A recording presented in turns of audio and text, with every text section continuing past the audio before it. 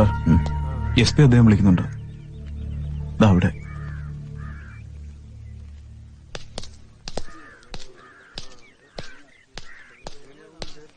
Sir. ഈ സുകുമാരൻ നായർക്ക് ഇത്ര വലിയ സാമ്പത്തിക ബാധ്യത ഉണ്ടായിരുന്നു? അത് എനിക്കറിയില്ല സാർ. അയാളുടെ ആത്മഹത്യാക്കുറിപ്പിലെ കാര്യങ്ങൾ ബാങ്ക് മാനേജർ റാറ്റിഫൈ ചെയ്തിട്ടുണ്ട്. സാറേ, ഈ പ്രദേശത്ത് കഴിഞ്ഞ 6 മാസത്തിനുള്ളിൽ കടബാധ്യത മൂലമുള്ള 12ാമത്തെ ആത്മഹത്യയാണിത്. കേരളത്തിൽ കഴിഞ്ഞ 1 വർഷത്തിനിടയിൽ ഇതുപോലെ 4000 എണ്ണമാ കഴിഞ്ഞത്. ഓ, ടെറിബിൾ. എനിക്ക് അയാളുടെ ഭാര്യയോടും സംസാരിക്കണം. Just for the sake of it. താനും വാ. സാർ.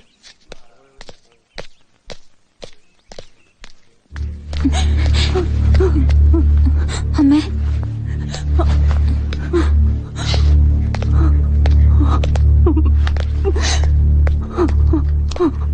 വെറുതെ ആശ്വാസവാക്കുകൾ പറയുന്നതിൽ അർത്ഥമില്ലെന്നറിയാം. ഡിപ്പാർട്ട്മെന്റിന്റെ ഭാഗത്തു നിന്ന് ചെയ്യാവുന്ന സഹായങ്ങളൊക്കെ ഞങ്ങൾ ചെയ്യും. വെൽഫെയർ ഫണ്ടിൽ നിന്നൊരു തുക ആ വഴിക്ക് ശ്രമിക്കുന്നുണ്ട്. ഇന്നലെ രാത്രി അയാളുടെ പെരുമാറ്റത്തിൽ പ്രത്യേകിച്ച് എന്തെങ്കിലും? എന്നോടൊന്നും ചോദിക്കല്ലേ സാറേ. അമ്മേ, സാർ പ്ലീസ്.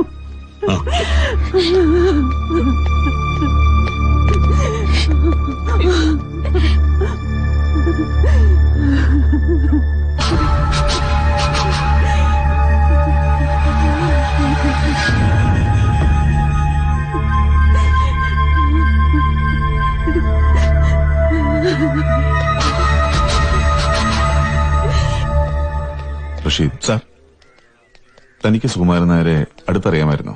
ഓ സാർ, എന്നോട് വലിയ കാര്യമായിരുന്നു. ആഴ്ചയിൽ ഒരു തവണയെങ്കിലും എന്നെ നിർബന്ധിച്ചിവിടെ കൊണ്ടുവരും. അത്താഴം കഴിഞ്ഞേ വിടാറുള്ളൂ. എന്താ സാർ കാര്യം? അത് താങ്കേര്, ഞാൻ പറയാം.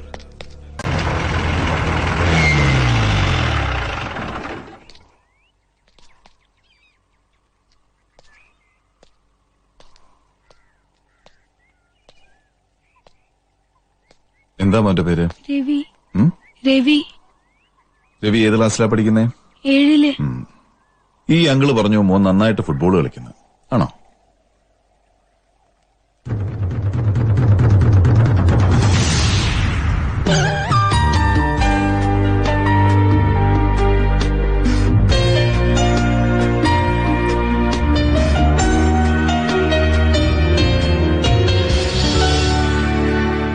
മോൻ ഈ വരുന്ന 10-ാം തീയതി കോഴിക്കോട് നടക്കുന്ന ഇന്റർ സ്കൂൾ മാച്ച് കളിക്കാൻ പോകുന്നുണ്ടോ? ഉണ്ടോ?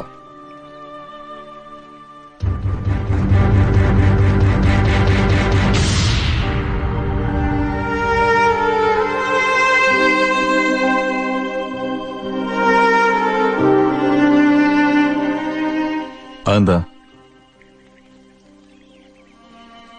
ഏയ്, മോന്റെ വിഷമം അങ്കിളിനറിയാം. ഇനി അങ്കിള് പറയുന്നത് മോൻ ശ്രദ്ധിച്ചു കേൾക്കണം. ഒരു വലിയ കള്ളനെ പിടിക്കാൻ അങ്കിളിനെ സഹായിക്കാൻ നേറ്റതാ മോന്റെ അച്ഛൻ. പിന്നെ അങ്കിള് കേട്ടത് മോന്റെ അച്ഛന്റെ ആളുകൾ പറയുന്ന പോലെ മോന്റെ അച്ഛൻ ആത്മഹത്യ ചെയ്താന്ന് അങ്കിൾ വിശ്വസിക്കുന്നില്ല.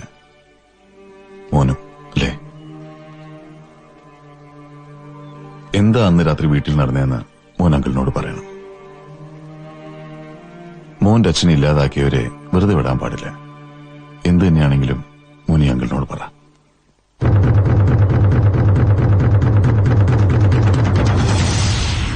മോനോ ചേച്ചിക്കോ അമ്മയ്ക്കോ ഒരു കുഴപ്പം വരാതെ അങ്കിൾ നോക്കിക്കോളാം.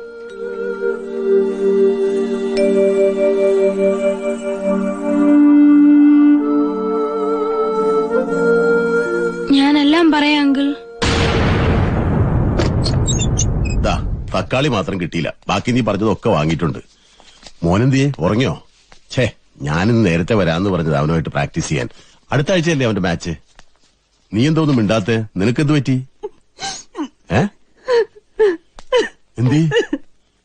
എന്ത് പറ്റി നിനക്ക്? എന്താന്ന് പറയേ?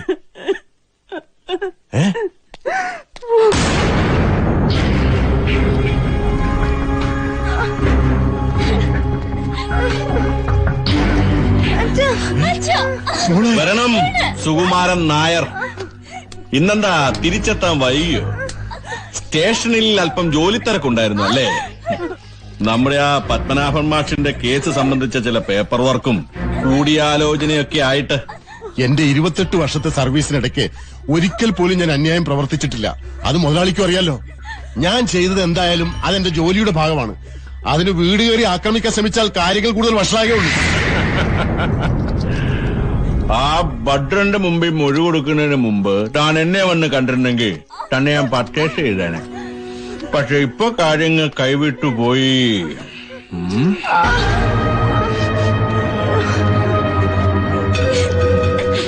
ഇനിയിപ്പൊ എന്താ ചെയ്യുക? സുമാന്റെ മകൾ എന്താ പേര്? ആ, ശാലിനി. പഠിക്കാൻ നല്ല മിഴിക്കല്ലേ? പിന്നെ കലാതിലകവും. എന്ത് ചെയ്യാം? നാളെ ഈ വീടിന്റെ പൂമുഖത്ത് തുന്നിക്കെട്ടിയ ശരീരത്തിൽ കോടി പുറപ്പെട്ട് കിടത്തുമ്പോ ഇവരെ പറ്റി പറയാൻ നാട്ടുകാർക്ക് എത്ര കഥകളുണ്ടാവും. മുതലാളി, മോൻ നന്നായിട്ട് ഫുട്ബോൾ കളിക്കല്ലേ? സോണൽ ജൂനിയർ ടീമിലൊക്കെ ഉണ്ട്, എനിക്കറിയാം. മോനി വാ, ചോദിക്കട്ടെ. വാണ, ഇനി ഒരിക്കലും കളിക്കളത്തിലിറങ്ങാൻ ഇവന്റെ ഈ കാലുകൾക്കായില്ലെങ്കിൽ കഷ്ടമല്ലേ സുകുമാരൻ നായരെ? ഞാൻ എന്തു വേണമെങ്കിലും ചെയ്യാം മുതലാളി. ദയവ് ചെയ്ത് എന്റെ മക്കളെ ഉപദ്രവിക്കരുത്. മുതലാളി പറയുന്ന എന്തു വേണേലും ഞാൻ എഴുതി ഒപ്പിട്ട് തരാം. ഇവരൊന്നും ചെയ്യരുത്.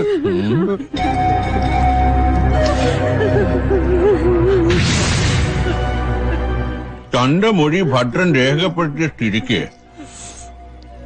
ഇനി എന്ത് എഴുതി തരും? ആ, അശോക,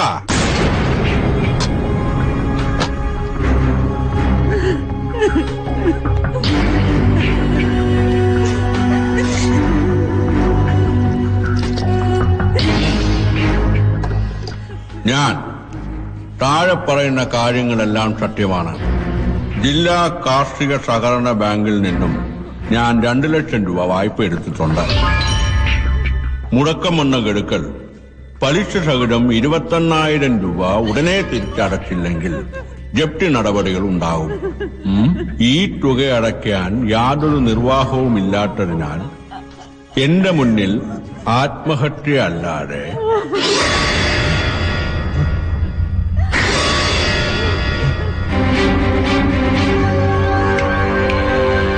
അനിയ, ആത്മഹത്യ അല്ലാതെ വേണ്ട മുതലാളി, വേണ്ട. ആത്മഹത്യ അല്ലാതെ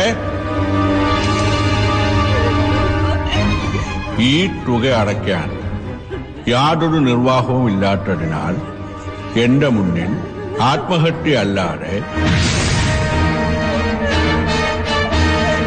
എന്റെ മരണത്തിന് ഞാൻ മാത്രമാണ് ഉത്തരവാദി.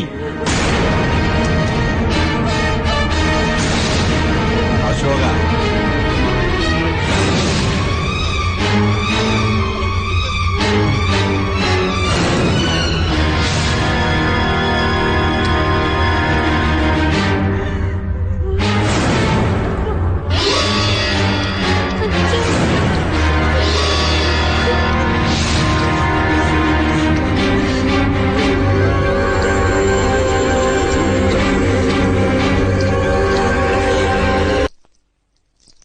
ഇന്നു നടന്ന വ്യാപാര വികസന സമിതിയുടെ എക്സിക്യൂട്ടീവ് യോഗമെടുത്ത മുഖ്യ തീരുമാനം നിങ്ങളെ അറിയിക്കാനാണ് ഈ പത്രസമ്മേളനം. ഈ സ്ഥാപനം ഒരു രാഷ്ട്രീയ കക്ഷി രൂപീകരിക്കാൻ തീരുമാനിച്ചിരിക്കുകയാണ്. നിങ്ങൾ ഈ പറയുന്ന പ്രതിപക്ഷ നേതാവ് ആഴ്ചയിൽ 3 വട്ടം എന്റെ പടി കയറി ഇറങ്ങിയിരുന്നു ഈ അടുത്ത കാലം വരെ. ഇപ്പോ എന്നെ തള്ളി പറഞ്ഞിട്ട് എന്തായി? സ്വന്തം തട്ടകം കൈവിട്ടു പോയില്ലേ അനിയ? ജില്ലാ കമ്മിറ്റി തെരഞ്ഞെടുപ്പിൽ സഖാവിന്റെ ഗ്രൂപ്പിനെ വെട്ടി നിരത്തിയില്ലേ? അതാ ഞാൻ പറഞ്ഞത്, എന്നെ അവഗണിച്ചുകൊണ്ട് ഒരു ശക്തിക്കും കേരളത്തിൽ നിലനിൽക്കാനാവില്ല.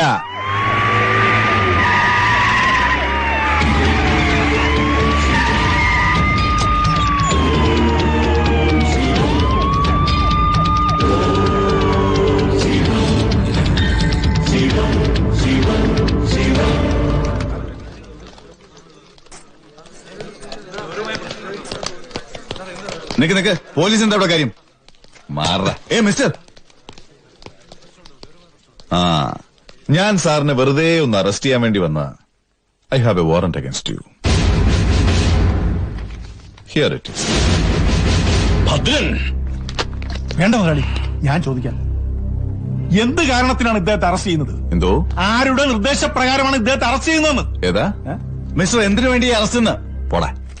ഇവിടുത്തെ പോലീസ് ഹെഡ് കോൺസ്റ്റബിൾ ആയിരുന്ന സുകുമാരൻ നായരുടെ മരണം കൊലപാതകമാണ്. ചാർജ് ചെയ്തിരിക്കുന്ന കേസിൽ മേടയിൽ ദേവരാജൻ 1-ാം പ്രതിയും മേടയിൽ അശോകൻ 2-ാം പ്രതിയുമാണ്. 3ഉം 4ഉം 5ഉം പ്രതികളായ ഫ്രാൻസിസ്, സോമശേഖരൻ, നാസർ എന്നീ വാടക ഗുണ്ടകൾ ഒളിവിലുമാണ്. ശുദ്ധസംബന്ധം. ഈ പറയുന്ന സുകുമാരൻ നായരെ ഞാൻ അറിയുകൂടിയില്ല. അല്ലെങ്കിൽ തന്നെ ഞാനെന്തിന് അയാളെ കൊല്ലണം? അതാണ്. എന്താണ് കൊലയുടെ മോട്ടീവ്? ഈ അറസ്റ്റിന് ഉന്നതാധികാരികളുടെ അനുവാദം ഉണ്ടോ? പറയാം മുഖ്യമന്ത്രിയുടെ അറിവോടെയാണോ സാർ ഈ അറസ്റ്റ്? പറയാം. ഈ കേസിന്റെ വിശദാംശങ്ങൾ വെളിപ്പെടുത്താനായിട്ടുണ്ട്. അന്നൊന്നും തോന്നാത്ത ഒരു ആദി ഇദ്ദേഹത്തെ അറസ്റ്റ് ചെയ്യുമ്പോൾ മാത്രം തോന്നാൻ എന്താണ് കാരണം സർ? വേണ്ട, എല്ലാവരും ശാന്തരായിരിക്കൂ. എന്റെ കൈകൾ ശുദ്ധമാണ്. എന്റെ നിരപരാധിത്വം ഞാൻ ജനങ്ങളുടെ കോടതിയിൽ തെളിയിച്ചോളാം. ഈ സ്ഥാപനത്തെ കരിവാരി തേക്കാനും എന്നെ അപകീർത്തിപ്പെടുത്താനുമുള്ള ഗൂഢാലോചനയുടെ ഭാഗമാണ് ഈ അറസ്റ്റ്. പക്ഷെ ഇതുകൊണ്ടൊന്നും ദേവരാജനെ ഒതുക്കാൻ ഒക്കില്ല. പോവാനിയാ? പോവാം ചേട്ടാ, തുടങ്ങിയിട്ടല്ലേ ഉള്ളൂ. അതാ.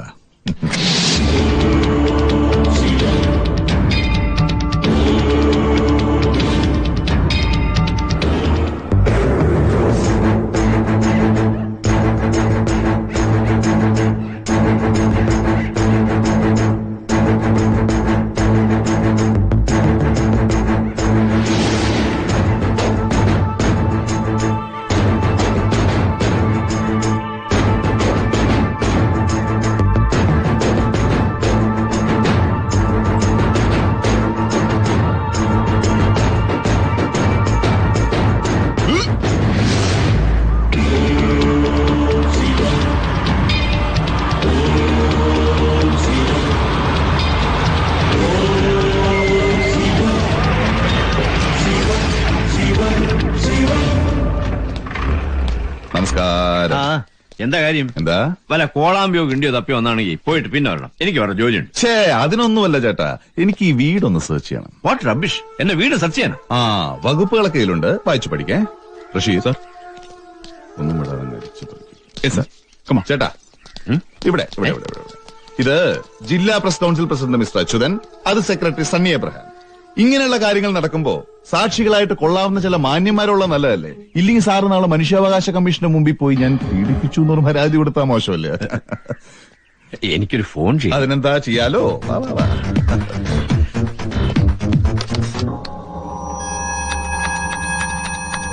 Hello hello,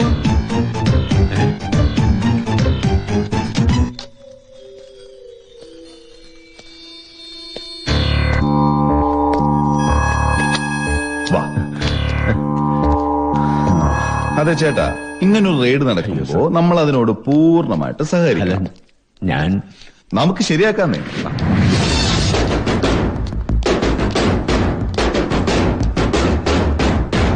sir, yes. ഒരു പെട്ടി കിട്ടിയിട്ടുണ്ട്. ഒരു പെട്ടിയോ? ഇത് മുഴുവൻ കറൻസിയാണ് സാർ. കറൻസി? My good. ഓഹോ, കൊള്ളാമല്ലോ യശോധരൻ സാറേ. ഈ പെട്ടി എന്റെ അല്ല സാർ. അതാണ് കുഴപ്പം. അനധികൃതമായിട്ട് എന്തെങ്കിലും കണ്ടുപിടിച്ചാൽ ഉടനെ അതങ്ങ് കണ്ണുമടച്ച് നിഷേധിക്കുക. അല്ല sir. My God, this is counterfeit currency. Sir, ഇത് മുഴുവൻ കള്ളനോട്ടാണ്. എന്താണ്? സാർ സാർ, ഇത് എന്റെ പെട്ടിയല്ല സാർ. റഷീദ് സാർ, വീഡിയോഗ്രാഫറെ വിളിക്കൂ. Yes, sir. സാർ,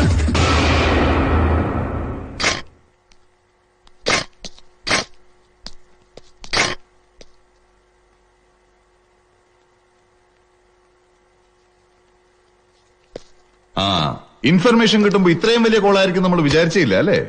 അപ്പൊ റിസോർട്ടിന്റെ പുറകിൽ ഇതായിരുന്നു പരിപാടി അല്ലേ? യാ. അങ്ങോട്ട് മാറി നിൽക്കണം. സാർ, എന്നെ രക്ഷിക്കണം സാർ. ഞാൻ എന്ത് വേണമെങ്കിലും ചെയ്യാം സാർ. എന്ത് വേണമെങ്കിലും ചെയ്യും. എന്ത് വേണമെങ്കിലും ചെയ്യാം. എന്നാ വാ. അതെ, സാറ് നേരത്തെ പറഞ്ഞ ശരിയാണ്. ഇത് ചതിയാണ്. എല്ലാം ഞാൻ തന്നെ ചെയ്തത്. Everything is fabricated. പത്മനാഭൻ മാഷിന്റെ ഈ വീട് യശോധരൻ സാറിന്റെ പേരിലായതുപോലെ ഇതൊരു ചതി. സാറ് ദേവരാജൻ മുതലാളിയുടെ ബിനാമിയാണെങ്കിലും നിയമത്തിന്റെ മുമ്പിൽ ഇന്ന് ഇവിടുന്ന് കണ്ടെടുത്ത 50 ലക്ഷം രൂപയുടെ വ്യാജ നോട്ടുകൾക്ക് മുഴുവനും സാറ് തന്നെയാണ് ഉത്തരവാദി. അയ്യോ സോ ഇതിൽ നിന്നും തടിയൂരണമെങ്കിൽ let us strike a deal. കിട്ടിയില്ല. ഇല്ല. ഈ വീടങ്ങ് പത്മനാഭ മാഷിന് തിരികെ എഴുതി കൊടുത്തേക്ക്. അയ്യോ സാർ എനിക്ക് നിർബന്ധമൊന്നുമില്ല. പക്ഷെ അടുത്ത മാസം മറ്റാണ് മൂത്തമോളുടെ കല്യാണം അല്ലേ? അത് മുടങ്ങണ്ടെന്ന് വെച്ച് പറഞ്ഞു, അത്രേ ഉള്ളൂ. സാർ വെറുതെ വേണ്ട സാറേ. മാഷിന് നിങ്ങൾ 10 ലക്ഷം രൂപയിൽ എണ്ണി കൊടുത്ത് ആ ഇരിക്കുന്ന 50 ലക്ഷം മൊത്തം നിങ്ങൾ അങ്ങ് എടുത്തോ. സമ്മതമല്ലെങ്കിൽ ബാബു. സാർ ഞാൻ രാവിലെ തന്നെ രജിസ്ട്രാർ ഓഫീസിൽ നിന്ന് ഒപ്പിട്ട് തരാം. അതാണ് ഗുഡ് ബോയ്. ഇനി വേണം ഒരു 4 അടിച്ചോ.